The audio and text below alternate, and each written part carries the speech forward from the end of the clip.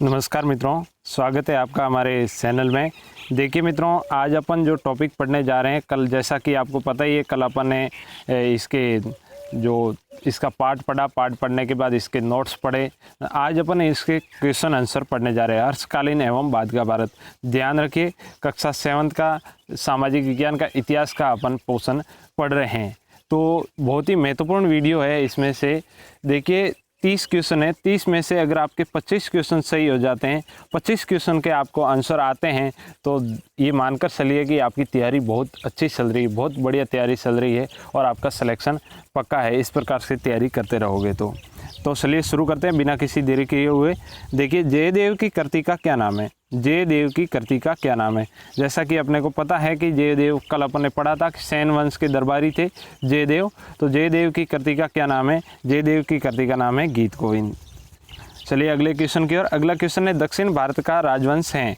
देखिए 4 ऑप्शन दिए गए। दक्षिण भारत का राजवंश कौन सा है? प्रतिहार वंश, या गोहिल वंश, या चालुक्य वंश, या फिर चौहान वंश। प्रतिहार वंश, गोहिल वंश, चालुक्य वंश या चौहान वंश। तो इसका सही आंसर हो जाएगा मित्रों सी, चालुक्य वंश है वो दक्षिण भारत का राजवंश था। सी ऑप्शन इसका सही हो जाएगा।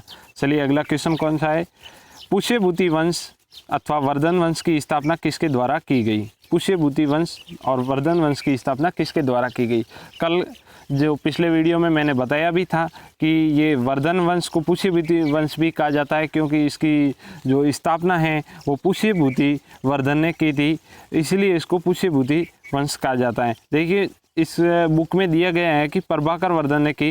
देखिए प्रभाकर वर्धन पुष्यभूति के बाद का मतलब शासक है। हाँ, इसके समय ये वंश देखो इतिहास में पन्नों पर उभरा, तो मतलब इसकी रचना तो पुष्यभूति वर्धन ने की थी। तो डी ऑप्शन इसका सही हो जाएगा। चलिए अगले क्वेश्चन की ओर। अगला क्वेश्चन है, हर्षवर्धन ने अपनी राजधानी बनाई। हर्षवर्धन ने अपनी राजधानी कौन सी जगह को बनाया था? राजगृह, पाटलिपुत्र, कन्नौज या फिर थानेश्वर को। किसको बनाया था? थानेश्वर तो इसका पहले राज्य क्षेत्र था, बाद में इसने राजधानी बना दी थी कन्नौज को। सी ऑप्शन इसका सही हो जाएगा। चलिए अगले क्वेश्चन की ओर। अगला क्वेश्चन है, निम्नलिखित कथनों को सावधानीपूर्वक पढ़ते हुए उन पर विचार करें। हर्षवर्धन 6वीं शताब्दी ईसा पूर्व का उत्तर भारत का एक महान शासक था। हर्षवर्धन ने कन्नौज में एक विशाल धर्म सम्मेलन का आयोजन किया। चीनी यात्री फाहियान को हर्षवर्धन ने इसका अध्यक्ष बनाया। ये सम्मेलन 23 दिन तक चला। इस उपरोक्त में से सत्य कथन का चयन करना। देखिए 6वीं शताब्दी ईसा पूर्व का महान शासक था, ये बात सत्य है। हर्षवर्धन कन्नौज में एक विशाल धर्म सम्मेलन का आयोजन किया था, ये भी बात सत्य है। और चीनी यात्री फाहियान को हर्षवर्धन ने इसका अध्यक्ष बनाया था। धर्म सम्मेलन में नहीं, फाहियान को नहीं बनाया था मित्रों, वो बनाया था वेनसांग को, वेनसांग को बनाया था। तो ये ऑप्शन गलत हो जाएगा। और ये सम्मेलन 23 दिन तक चला, ये बात सत्य है। तो इसका सही ऑप्शन क्या हो जाएगा? तो मित्रों इसका सही आंसर क्या हो जाएगा? देखिए मित्रों, पहला ऑप्शन 6वीं शताब्दी ईसा पूर्व दिया गया, ईसा पूर्व नहीं है। इसी बात को अपने को ध्यान में रखना है। अपने गलती कहाँ पर कर रहे हैं ये पकड़ रहे हैं को। देखो 6वीं शताब्दी है, 6वीं शताब्दी ईसा पूर्व नहीं है, तो पहला ऑप्शन गलत हो जाएगा। और तीसरा ऑप्शन भी गलत हो गया था अपना। तो सही ऑप्शन कौन सा हो जाएगा? 2 और 4 किसमें? सी ऑप्शन इसका राइट हो जाएगा। 2 और 4 इसका सही है। तो चलिए अगले क्वेश्चन की ओर। अगला क्वेश्चन कौन सा है? निम्नलिखित कथनों को सावधानीपूर्वक पढ़ें और उन पर विचार करें। हर्षवर्धन ने प्रत्येक 5 वर्ष के अंतराल में प्रयाग में एक सभा का आयोजन कराता था। हर्षवर्धन प्रत्येक 5 वर्ष के अंतराल में प्रयाग में एक सभा का आयोजन करवाता था। ये सभा 643 ईस्वी में हुई थी। ये 5वीं सभा थी। इस सभा को मोक्ष परिषद कहते थे। उपरोक्त कथनों में से सत्य कथन का चयन करना है। अपने को सत्य कथन का चयन करना है। तो देखिए ये हर्षवर्धन 5 वर्ष के अंतराल में करता था, ये बात सत्य है। 643 ईस्वी में एक सभा हुई थी, और ये 5वीं सभा नहीं थी मित्रों, ये थी 6वीं सभा थी। ये 6वीं सभा थी, और इस सभा को मोक्ष परिषद भी कहते थे। तो ये 3 ऑप्शन सही है, और तीसरा ऑप्शन क्या हो जाएगा? गलत हो जाएगा। तो 1, 2 और 4 किस में है? बी में। तो बी ऑप्शन राइट हो जाएगा। चलिए अगले क्वेश्चन की ओर। अगला क्वेश्चन है, हर्षवर्धन के द्वारा किन ग्रंथों की रचना की गई थी? हर्षवर्धन के द्वारा किन ग्रंथों की रचना की गई थी? रत्नावली, रत्नावली, प्रियदर्शिका, हर्षश्रित, प्रियदर्शिका, नागानंद, कादम्बरी, रत्नावली, प्रियदर्शिका, कादम्बरी, रत्नावली, प्रियदर्शिका, नागानंद। तो इसमें सही ऑप्शन कौन सा हो जाएगा? देखिए हर्षश्रित रचना बाण भट्ट की है। ये हर्ष नाम देखते ही अपने को सही नहीं करना है, ये बाण भट्ट की रचना है। प्रियदर्शिका, नागानंद ये सही है, कादम्बरी इसकी रचना नहीं है। रत्नावली, प्रियदर्शिका, कादम्बरी ये भी नहीं है। इसका सही ऑप्शन हो जाएगा रत्नावली, प्रियदर्शिका और नागानंद, ये तीनों रचनाएं हर्ष के द्वारा लिखित हैं। चलिए अगले क्वेश्चन की ओर। अगला क्वेश्चन कौन सा है? प्रसिद्ध कवि जयदेव ने अपने ग्रंथ में कहा कि एक महाकवि था जो कालिदास और बास की भांति था। एक महाकवि था जो कालिदास और बास की भांति था। ये मतलब जयदेव ने किस में लिखा था? तो ये जयदेव की कृति गीत गोविंद में लिखा गया। तो ये बी ऑप्शन इसका सही हो जाएगा। चलिए अगले क्वेश्चन की ओर। अगला क्वेश्चन है, नालंदा विश्वविद्यालय के संदर्भ में रत्नदाही ये रत्नदाही है और रत्न रंजक किसे कहा जाता था? उस समय के नालंदा विश्वविद्यालय के 3 प्रसिद्ध ग्रंथ थे ये, जिन्हें पढ़ने के लिए कोरिया, मंगोलिया, जापान, चीन, तिब्बत, श्रीलंका से विद्यार्थी आया करते थे। ये नालंदा विश्वविद्यालय के कॉलेज के नाम थे, या फिर ये 3 बड़े पुस्तकालय थे, या फिर इनमें से कोई नहीं। तो इसका सही आंसर हो जाएगा मित्रों, ये 3 बड़े पुस्तकालय थे। ये फर्स्ट ग्रेड में क्वेश्चन पूछा भी गया है। तो चलिए अगले क्वेश्चन की ओर। अगला क्वेश्चन है, हर्ष का साम्राज्य निम्नलिखित में से किस में विभक्त था? देखिए हर्ष का साम्राज्य किस में विभक्त था? राष्ट्र, कोटम, ग्राम, मंडल, नाडु, या फिर प्रांत, भुक्तियाँ, यहाँ पर भुक्तियाँ दिया गया, और विषय या ग्राम। तो देखो हर्ष का जो साम्राज्य था किस में विभक्त हुआ करता था? ये हुआ करता था प्रांत और भुक्तियों में विभाजित हुआ करता था। सी ऑप्शन इसका सही हो जाएगा। चलिए अगले क्वेश्चन की ओर। अगला क्वेश्चन है, हर्षवर्धन के समय 3 प्रकार के करों का उल्लेख मिलता है, कौन सा नहीं था? देखो बाघ कर जो हर्षवर्धन के समय एक भूमि कर था, हिरण्य कर जो एक नकद कर था, बलि कर ये भी था, और खुम्स से ये किसी भी प्रकार का कोई कर नहीं था। ये ऑप्शन इसका सही हो जाएगा। चलिए अगले क्वेश्चन की ओर। अगला क्वेश्चन है, निम्नलिखित कथनों को सावधानीपूर्वक पढ़ते हुए उन पर विचार करना है। निम्नलिखित कथनों को सावधानीपूर्वक पढ़ते हुए उन पर विचार कीजिए। चीनी यात्री ह्वेनसांग हर्षवर्धन के समय भारत आया था। ह्वेनसांग ने प्रयाग सभा की अध्यक्षता की थी। उपरोक्त में से सत्य कथन कौन सा है? तो देखिए चीनी यात्री ह्वेनसांग के समय, देखो हर्षवर्धन के समय आया था, ह्वेनसांग ने प्रयाग सभा की अध्यक्षता की थी। क्या ये बात सत्य है? तो इसका सही आंसर हो जाएगा केवल एक चीनी यात्री ह्वेनसांग हर्षवर्धन के समय भारत आया था। उसने प्रयाग सभा की अध्यक्षता नहीं की थी, वो धर्म सम्मेलन की अध्यक्षता की थी। तो अगले क्वेश्चन की ओर चलते हैं। प्राक्रमिक शासक पुलकेशिन द्वितीय किस राजवंश से संबंधित था? पुलकेशिन द्वितीय कौन से राजवंश से संबंधित था? राष्ट्रकूट, चालुक्य, पल्लव या फिर चोल? देखिए पुलकेशिन द्वितीय बहुत ही प्राक्रमिक शासक हुआ करता है, तो उसने हर्षवर्धन को हरा दिया था, और जो अपने पल्लव वंश को चालुक्य वंशों के साथ, राष्ट्रकूट वंशों के साथ कई इनके युद्ध लड़े गए, और पुलकेशिन द्वितीय बहुत ही प्राक्रमिक शासक हुआ करता था। वो कौन से वंश का था? तो इसका सही आंसर हो जाएगा सी, इसका पल्लव वंश का ये था। तो चलिए अगले क्वेश्चन की ओर। राष्ट्रकूट राजवंश की स्थापना किसके द्वारा की गई थी? राष्ट्रकूट राजवंश की स्थापना किसके द्वारा की गई थी? दंती दुर्ग द्वारा, पुलकेशिन द्वितीय द्वारा, आदित्य प्रथम द्वारा, नरसिंह वर्मन द्वारा। देखिए पुलकेशिन द्वितीय तो पल्लव वंश का था, आदित्य प्रथम चोल वंश का था, तो दंती दुर्ग द्वारा इसकी स्थापना की गई थी, दंती दुर्ग द्वारा। चलिए अगले क्वेश्चन की ओर। निम्नलिखित कथनों को सावधानीपूर्वक पढ़ते हुए उन पर विचार करें। चोल शासकों का विशाल साम्राज्य नर्मदा नदी के दक्षिण में कृष्णा नदी तक फैला हुआ था।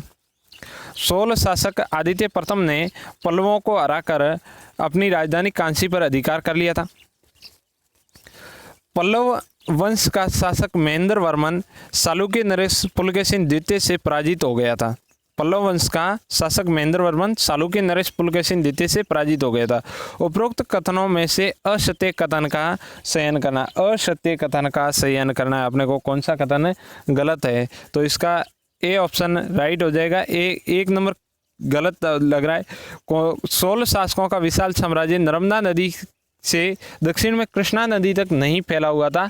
16 साम्राज्य था। इसका आगे क्वेश्चन आएगा, मैं बताऊंगा 16 शासकों का जो साम्राज्य किस नदियों के बीच में था, इसका आगे आएगा, अभी बताएंगे तो इसका कोई मतलब महत्व नहीं रहेगा। तो चलिए अगले क्वेश्चन की ओर। कृष्ण तृतीय ध्रुव गोविंद अमोघ वर्ष किस राजवंश के प्रसिद्ध शासक थे? ये किस राजवंश के प्रसिद्ध शासक हुआ करते थे? तो ये राष्ट्रकूट वंश के शासक हुआ करते थे। चलिए अगले क्वेश्चन की ओर। अगला क्वेश्चन है 753 ईस्वी में राष्ट्रकूटों से पराजित होकर चालुक्यों ने पुनः अपना राज्य कब स्थापित कर लिया, वापस कब प्राप्त किया था? 753 में ये राष्ट्रकूटों से पराजित हो गए थे, तो वापस इन्होंने अपना जो साम्राज्य हासिल किया था वो किया था 973 ईस्वी में। 973 ईस्वी में। चलिए अगले क्वेश्चन की ओर। अगला क्वेश्चन है चालुक्यों ने अपना राज्य पुनः स्थापित किया, उसके पश्चात अपनी राजधानी किसको बनाया? चालुक्यों ने अपनी राजधानी किसको बनाया था? तो कल्याणी को अपनी राजधानी बनाया था मित्रों, कल्याणी को राजधानी बनाया था। चलिए अगले क्वेश्चन की ओर। अगला क्वेश्चन है दक्षिण भारत में निम्नलिखित राजवंशों में से किस का राज्य नर्मदा नदी के दक्षिण से कृष्णा नदी तक फैला हुआ था? नर्मदा नदी से कृष्णा नदी तक फैला हुआ था, किसका साम्राज्य था? वो था चालुक्यों का साम्राज्य। नर्मदा नदी से कृष्णा नदी के बीच में किसका साम्राज्य हुआ करता था? चालुक्यों का साम्राज्य। बी ऑप्शन इसका राइट हो जाएगा। चलिए अगले क्वेश्चन की ओर। अगला है निम्नलिखित में से कौन सा दक्षिण भारत का राजवंश कृष्णा और कावेरी नदियों के बीच में था? कृष्णा और कावेरी नदियों के बीच में था। तो कृष्णा और कावेरी नदियों के बीच सोल वंश का जो साम्राज्य था वो कृष्णा और कावेरी नदियों के बीच में था। अभी मैंने पहले बताया था, मैंने कहा आगे बताऊंगा। तो देखो ये कृष्णा और कावेरी, सोल साम्राज्य था वो कृष्णा और कावेरी नदियों के बीच में था। चलिए अगले क्वेश्चन की। अगला है सोल वंश का सर्वाधिक प्रतापी शासक कौन सा हुआ था? सोल वंश का सबसे प्रतापी शासक कौन सा था? विजय या फिर नरसिंह वर्मन, आदित्य प्रथम या फिर राजेंद्र प्रथम? राजेंद्र प्रथम इसका बहुत ही प्रतापी शासक हुआ था, जिसने समस्त उत्तर भारत को जीतते हुए बंगाल की खाड़ी, बर्मा, म्यांमार, इन सबको मतलब जीत लिया था। ये मतलब डी ऑप्शन इसका राइट हो जाएगा। चलिए अगले क्वेश्चन की ओर। दक्षिण भारत के किस शासक के द्वारा गंगे कोंड अर्थात गंगा का विजेता की उपाधि धारण की थी? देखिए मित्रों, दक्षिण भारत का कौन सा शासक था जिसने गंगे कोंड की उपाधि धारण की, मतलब गंगा का विजेता? तो ये किसने धारण की थी? अभी मैंने जस्ट पहले ही अपन पढ़ा, राजेंद्र प्रथम ने गंगा के क्षेत्र को विजयी करता हुआ आगे बढ़ा था, तो गंगे कोंड की उपाधि धारण की थी। चलिए अगले क्वेश्चन की ओर। अगला क्वेश्चन है पल्लव राजवंश के द्वारा राज्य के विभाजन की प्रशासनीय व्यवस्था में कौन सी इकाई नहीं थी? देखो पल्लव राजवंश के कल आपने पढ़ा था, अगर पिछले वीडियो आपने नहीं देखे अभी तक तो चैनल पर विजिट करके जस्ट इसके पीछे वाले वीडियो को जरूर देखिए। उसमें बताया गया पल्लव राजवंश के जो राज्य का विभाजन किस प्रकार हुआ करता था। तो उसके राज्य के विभाजन में देखो कौन सी इकाई नहीं थी? राष्ट्र थी, कोटम, ग्राम थी, ये नाडु नहीं हुआ करती थी, नाडु नहीं थी। चलिए अगले क्वेश्चन की ओर। अगला क्वेश्चन है वातापी का प्रसिद्ध विरूपाक्ष मंदिर दक्षिण भारत के किस राजवंश के द्वारा बनाया गया था? कल ही मैंने बताया था वातापी का विरूपाक्ष मंदिर किसके द्वारा बनाया गया था? और चालुक्यों के द्वारा बनाया गया था, चालुक्यों के द्वारा बनाया गया था। चलिए अगले क्वेश्चन की ओर। अगला क्वेश्चन है मिहिर भोज किस वंश का प्रतापी शासक था? किस वंश का था? तो मिहिर भोज थे जो गुर्जर प्रतिहार वंश के शासक थे। देखिए संदरदेव किस उत्तर भारत के राजवंश के संस्थापक थे? संदरदेव किस वंश के संस्थापक थे? संदरदेव थे घेड़वाल वंश के संस्थापक मित्रों। चलिए अगले क्वेश्चन की ओर। अगला क्वेश्चन है निम्नलिखित कथनों को सावधानीपूर्वक पढ़ते हुए उन पर विचार करें। किलहॉर्न ने सोहान राजवंश के प्रसिद्ध शासक विग्रहराज चतुर्थ के लिए कहा था कि ये उन विद्वानों एवं शासकों में से है जो कालिदास एवं भवभूति की ओर कर सकता था। देखिए ऐसी कोटेशन एक पहले भी आई थी और एक इसमें बताया गया किलहॉर्न ने सोहान राजवंश के प्रसिद्ध शासक विग्रहराज चतुर्थ के लिए कहा था कि ये उन विद्वानों या शासकों में या जो कालिदास और भवभूति की ओर कर सकता था। देखो ये विग्रहराज चतुर्थ भी एक खुद विद्वान था। पृथ्वीराज चौहान तृतीय 1182 ईस्वी में संदिल शासक परमार्दी देव को पराजित किया था। और अगला है गुहिल राजवंश की स्थापना गुहादित्य के द्वारा की गई थी। गुहिल राजवंश की स्थापना गुहादित्य के द्वारा की गई। उपरोक्त कथनों में से असत्य कथनों का चयन करना। कौन सा कथन असत्य है? असत्य कथनों का अपने को चयन करना है। तो इसका असत्य कथन कौन सा हो जाएगा? देखिए 27वां क्वेश्चन है।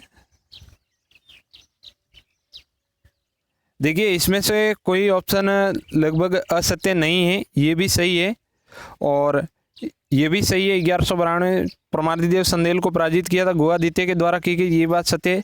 तो इसमें असत्य के उपरोक्त में से कोई भी कथन असत्य नहीं है। निम्नलिखित कथनों को सावधानीपूर्वक पढ़ते हुए उन पर विचार करें। सोलंकी वंश के समय महमूद गजनवी द्वारा सोमनाथ मंदिर पर आक्रमण किया गया, क्या ये बात सही है? बिल्कुल सही है।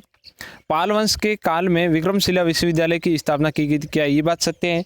ये भी बात सत्य है, तो इसका ऑप्शन सही हो जाएगा सी, दोनों भी बात सत्य हैं। तो अगले क्वेश्चन की ओर बढ़ते हैं। भारवी के द्वारा निम्नलिखित में से कौन सा ग्रंथ लिखा गया था? भारवी के द्वारा कौन सा ग्रंथ लिखा गया? शिशुपाल वध लिखा गया था माघ के द्वारा, राजतरंगिणी लिखी गई कल्याण के द्वारा, गीत गोविंद जयदेव के द्वारा, कीर्तार्जुनियम लिखा गया था, वो लिखा गया था भारवी के द्वारा। चलिए अगले क्वेश्चन, जो कि अंतिम क्वेश्चन है। कंबन रामायण किस भाषा में लिखित है? कंबन रामायण किस भाषा में लिखित है? तो कंबन रामायण लिखी गई है तमिल भाषा में, बी ऑप्शन इसका राइट हो जाएगा। तो मित्रों आज के वीडियो में इतना ही। वीडियो कैसा लगा, आपके कितने क्वेश्चन सही हुए हैं कमेंट बॉक्स में ज़रूर बताइए, और मिलते हैं अगले वीडियो में। जब तक आपने चैनल को सब्सक्राइब नहीं किया है तो चैनल को सब्सक्राइब कर दीजिए और बेल आइकन को दबा दीजिए। वीडियो को दोस्तों के साथ ज़्यादा से ज़्यादा शेयर कीजिए और अपनी तैयारी इसी प्रकार आगे जारी रखिए। जय हिंद, जय भारत।